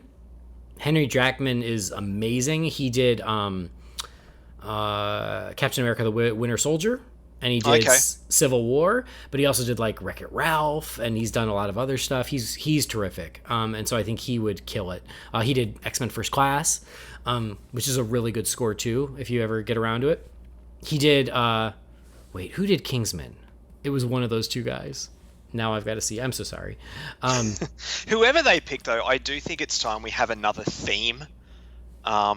Like I would like there to be an actual Batman theme. I agree. Kind of like your Wonder Woman theme, and they kind of gave Aquaman one. I mean, for me, I don't know if it's an official theme or not. For me, the track is Arthur from that soundtrack that they play when they escape Atlantis after the Ring of Fire. Like, I love that track. That track is amazing. It was Henry Jackman who did Kingsman as well. So, okay, I was remembering that correctly. Anyway, none of this matters. I remember the Kingsman score. It's actually really good. Yeah. Oh, it's great. It's terrific. But none of this matters because it's going to be Michael Giacchino. And what's he done? Are you making a joke? Are you being serious? No, I will put money on it right now because he did all the Apes movies for Matt Reeves. Okay, yep. So he did the new Star Trek movies. Okay. He did Spider-Man: Homecoming. He did John Carter, that score is the shit if you have not. I still haven't seen that movie, and I know it got a bad rap, but you guys love it, and I do actually want to sit down and watch it one day. But yeah, and Giacchino's score is so good in that. He did Doctor Strange. So he's done a lot, but he's worked with Matt Reeves. And so I fully anticipate he will get the gig. That makes sense. All right, so thank you for that. Next message here. Who is it? It's from Jim Carter, who is John Carter's brother. Jim and James. Oh, sorry, John and James. Yeah, Jim, I am so sorry about your brother. He's stranded on Barsoom, but I hope you hear from him. That John Carter joke for the 3 people out there who like that movie. Okay. It says, "Hey, Holy BatCast family. I'm dropping a line to say I recently stumbled upon a new way to view DC Universe content on a big screen. As you know, game consoles do not have the DC Universe app available at the moment, but I've discovered another way to view the content on your TV. You already may know about this, so forgive me if I'm late to the party, but I found out that the DC Universe app on the Amazon App Store. It means that if you have one of the Amazon Fire devices, you can download the app onto the device, connect it to your TV, and watch content on your large screen instead of a tablet or a phone. I personally use the Fire Stick, and it works very well. I thought you and your listeners would like to know. Thanks for doing the podcast. I always look forward to each and every new episode. Jim Carter." Thanks, Jim. Yeah, I'm an Apple TV guy, so I don't know what else works. But for those people out there listening who did not know that, I hope that's helpful. Anything Amazon Fire, you can watch DC Universe. I can't wait to try it. So, Brendan, do you use Apple TV? He says without a hint of sarcasm in his voice. Yeah, so make sure you get a Fire Stick, Brendan. Awesome. Cool. All right, next message is from Willis Orr. It says, "Hello and greetings. Would John Candy have been a great penguin in Batman Returns? There was a special on John Candy this week celebrating his life, and I watched it, and it was mentioned that he was considered for the role before Danny DeVito." Willis, thanks for the message. I had never heard that. I mean, I'm not completely shocked because he was a chubby guy in the late 80s, early 90s. So, but I don't know. What do you think, Brendan? John Candy is the Penguin. Oh, I can't see it. I can't. It's kind of like whenever they're thinking about casting for Lex Luthor, it's like, for back then with the Penguins, well, who's famous and chubby? As if, prosthetics weren't. Exactly, right. And they still went with famous and chubby, I guess, but they went with famous, chubby, and short. They kind of hit the trifecta with Danny DeVito. I can't see it. Did Candy ever play dramatic? Not really. And that I can think of. I just can't see. Yeah. And the fact that take on the Penguin was so friggin' dark, I can't see it. I just can't. Maybe... Look, I don't no jokes aside here, maybe if he were alive in the Schumacher days and Schumacher was allowed to do Penguin, maybe I could see that. But I just can't see it. No, I'm with you. I love me some John Candy. I think he was brilliant and gone too soon. R.I.P. Man, John Candy was the man. But yeah, I never saw the dark side of John Candy, so I have a really hard time picturing him as the Penguin. Plus, he was a big guy, and the Penguin is not generally a big guy. I mean, he's chubby, but he's short. So I just think that, yeah, like Danny DeVito was the perfect casting. And so I'm not sure that would have been John Candy's gig. Now, John Candy is King Tut. Now we're talking. Yeah, hell now yeah. So in my mind, I was thinking, like, who could he actually be? King Tut? Holy shit, dude. That's genius. That would have been awesome. All right, next message is from Travis Bowe. One of our pals and fellow podcasters. He podcasts about all kinds of stuff. He says, "Greetings, Andy, Jamie, and possible guests. Watchmen is 10 years old.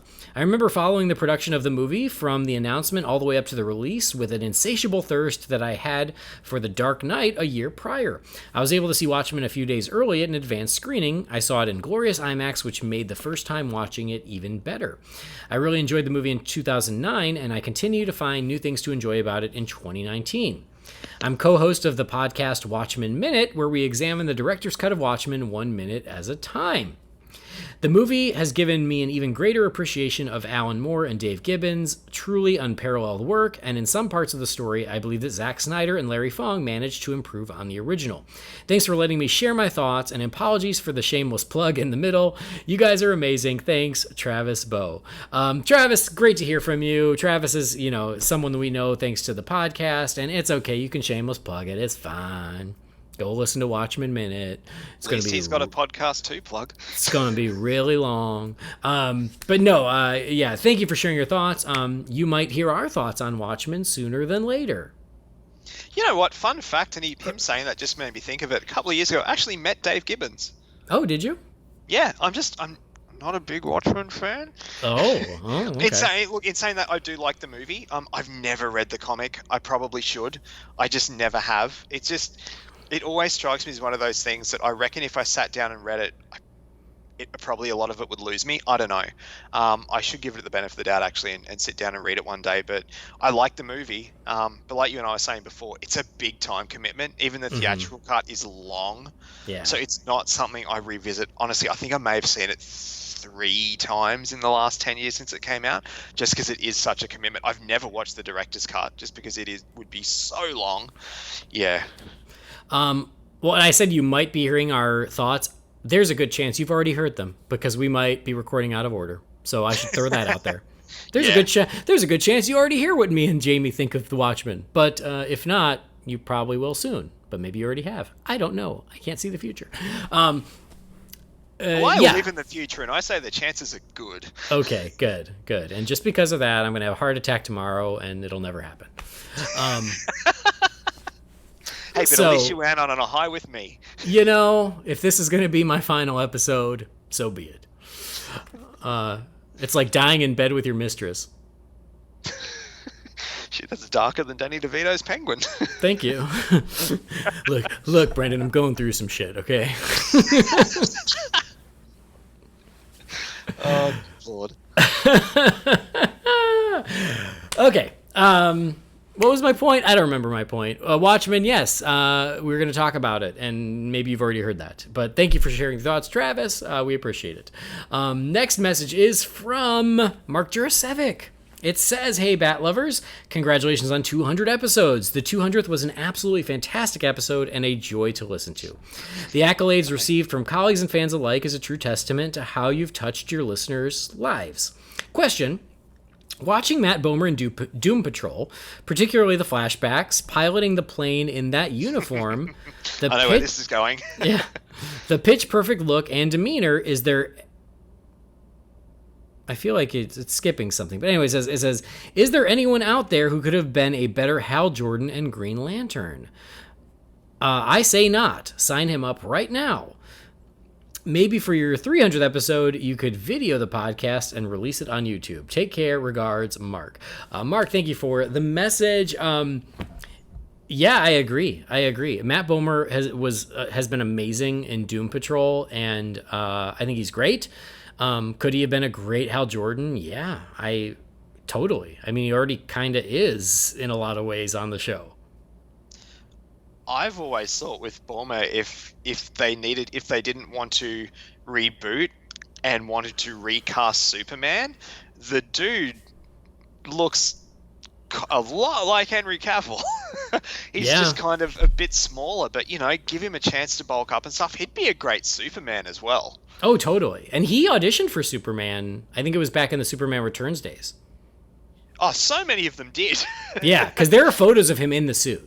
Yeah, so many people who are now someone auditioned for that movie. Yeah. I Including auditioned Henry for Cavill. I auditioned for that movie. Yeah. I said no. I turned it down. Yeah, of course. Because I didn't want to spend that much time in Australia. God, the spiders, forget it. No, yeah. 2006, they weren't as bad back then. Trust me. Okay.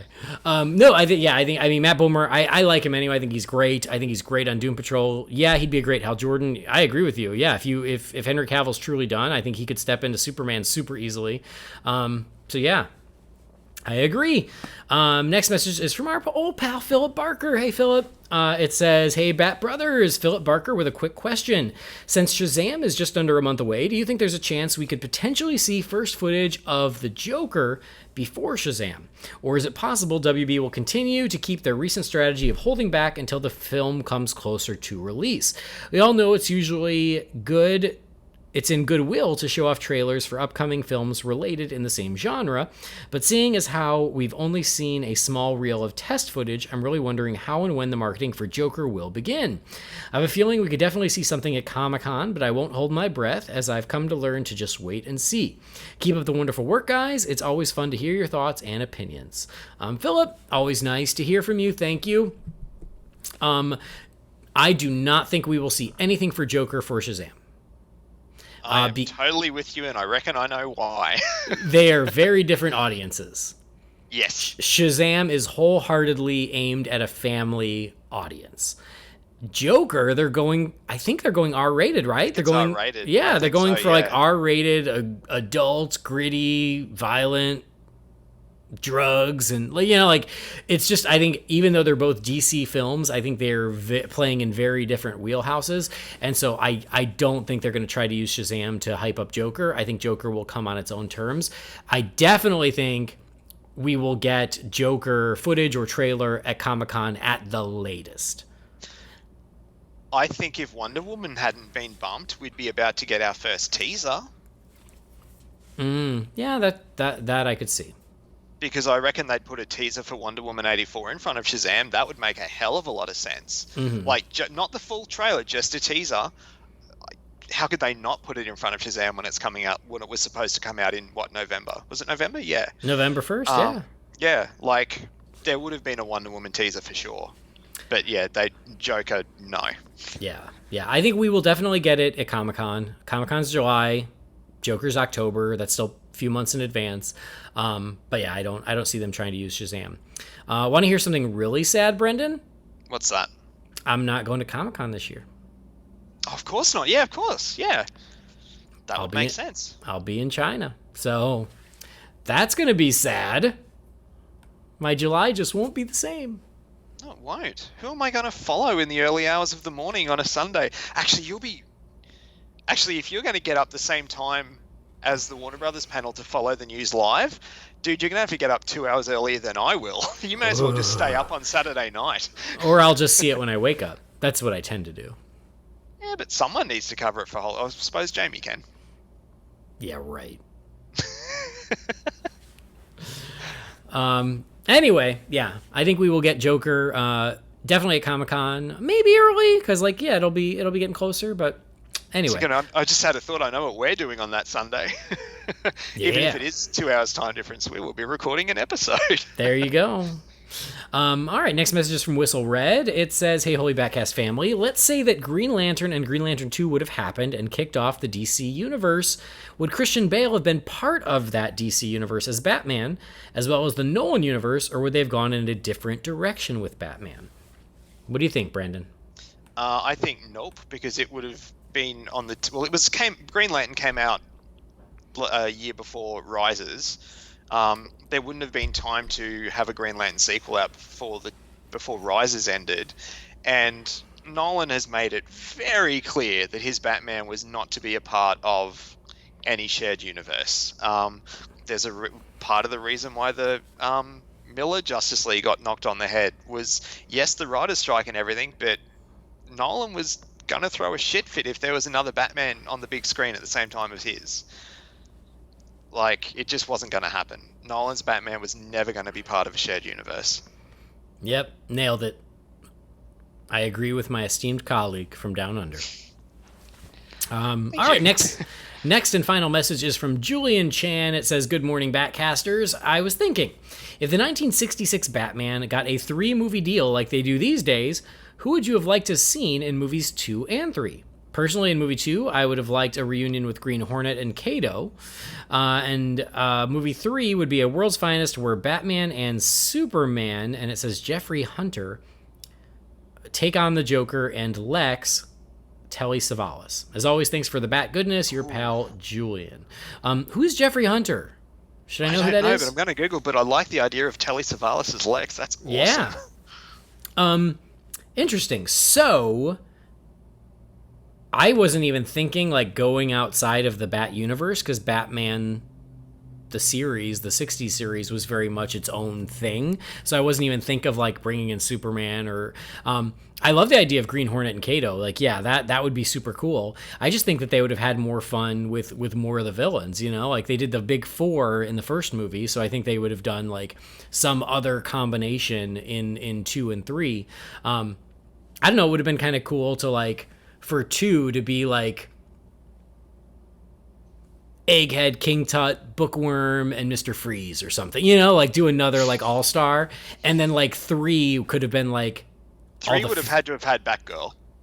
Oh yeah, of course, Batgirl, and then you could have brought in like the female villains, so you could have had like Marsha, Queen of Diamonds, and you know, Zelda, and maybe introduce Poison Ivy for the first time in the 60s show or something, and have, you know, maybe have the girls take over for the third one, you know, Batgirl and then all the female villains. I would watch what you said here, but yeah, I was just thinking of how they could branch out and do, well, you know what they could have done and blown everyone's minds and done like all the Catwomen in the same movie.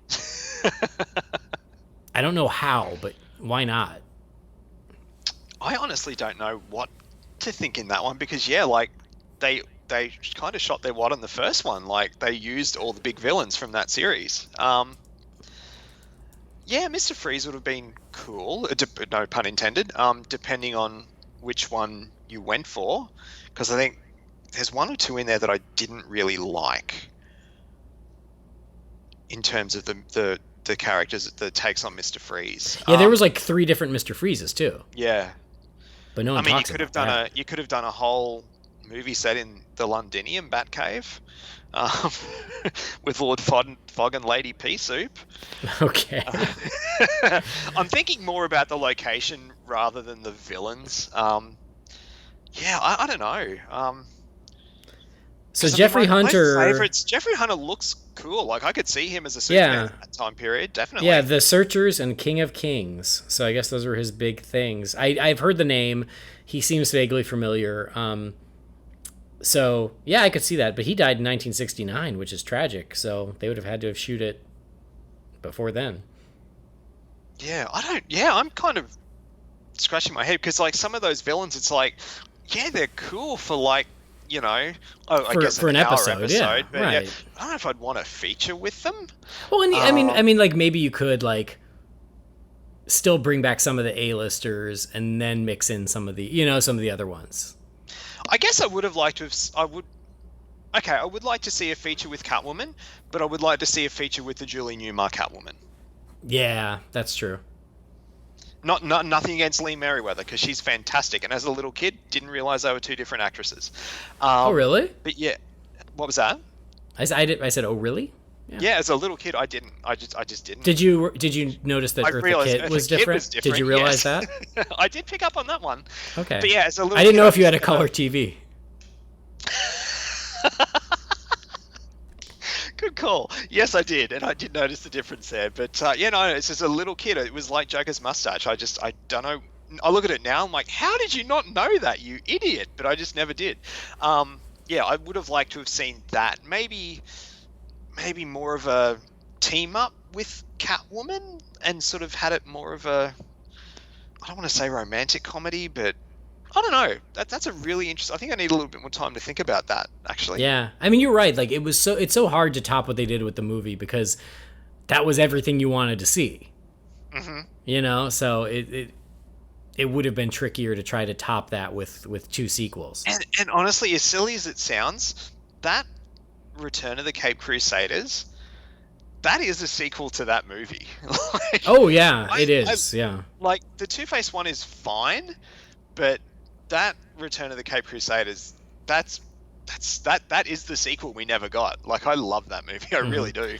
Well, I would have loved circa 1968 or whatever if William Shatner played Harvey Dent in... Yeah, make that the movie. Yeah, like, hell yeah. That would have been amazing.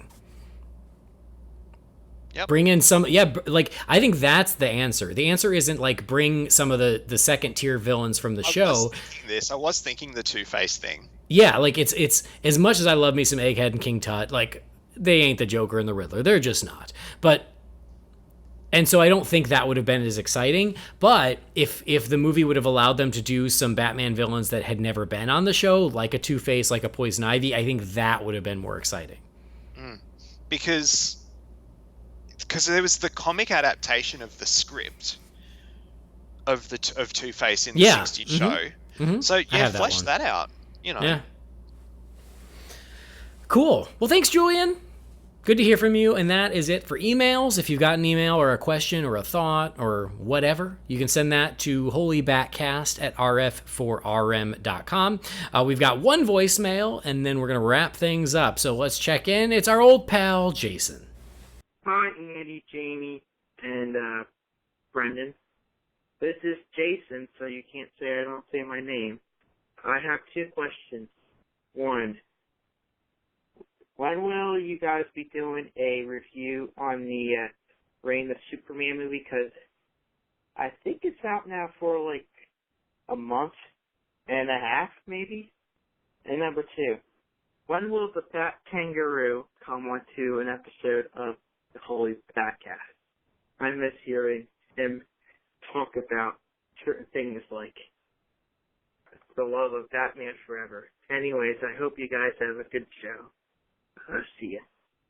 Hey, thanks. You didn't say your name, so I don't know who sent that.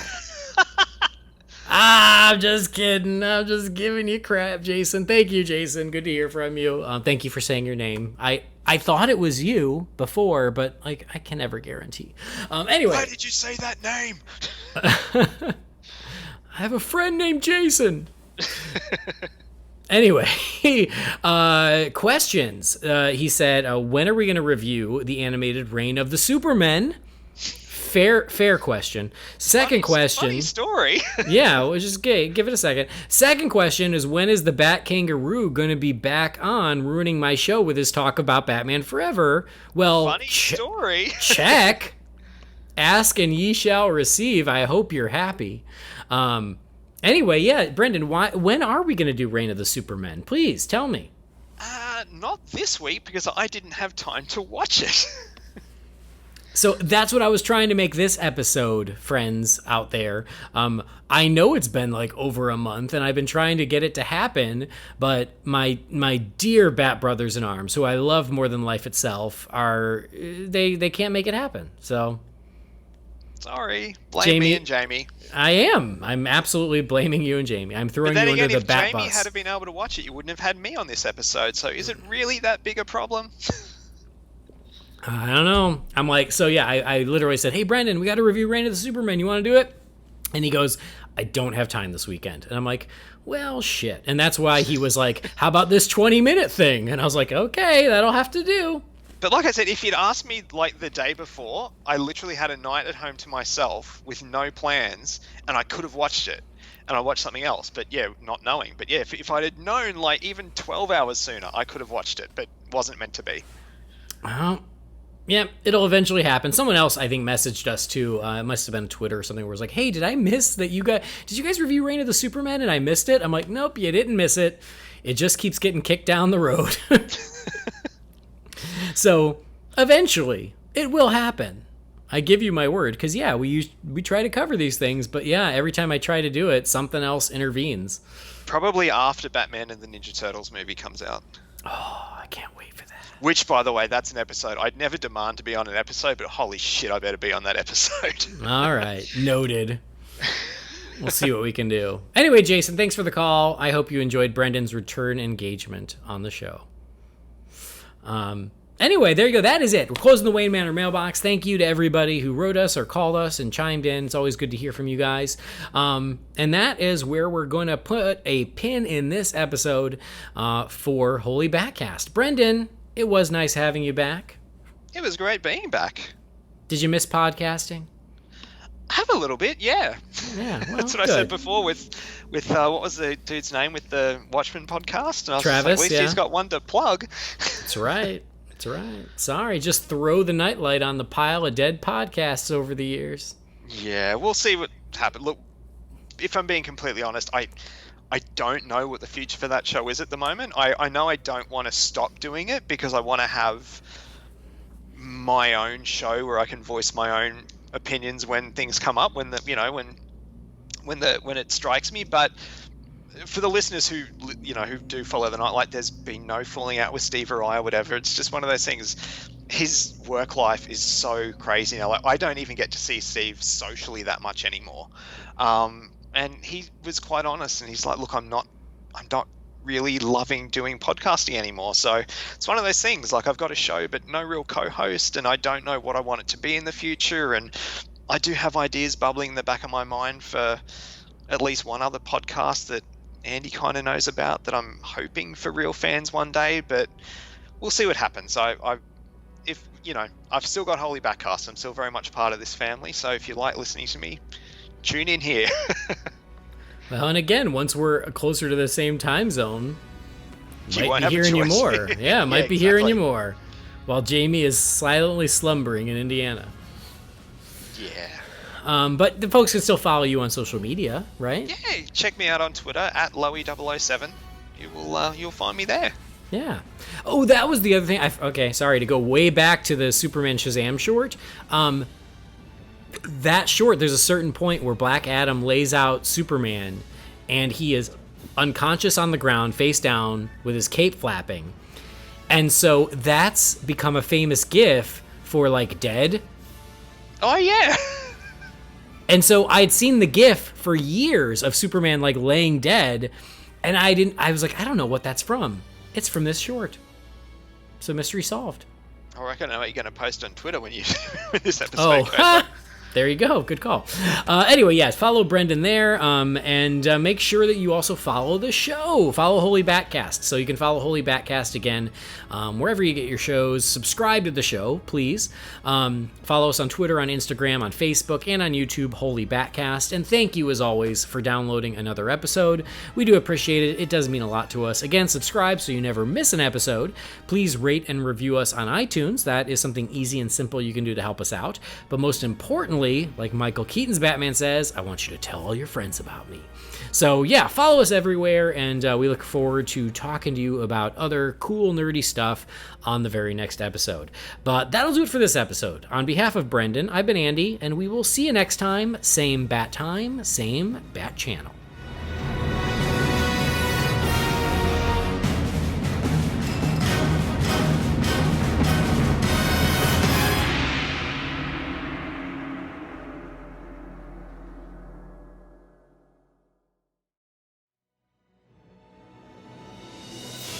Holy BatCast is brought to you by real fans for real movies. Remember, the thoughts and opinions shared by the participants are theirs and theirs alone, and do not represent the companies or organizations they happen to work for.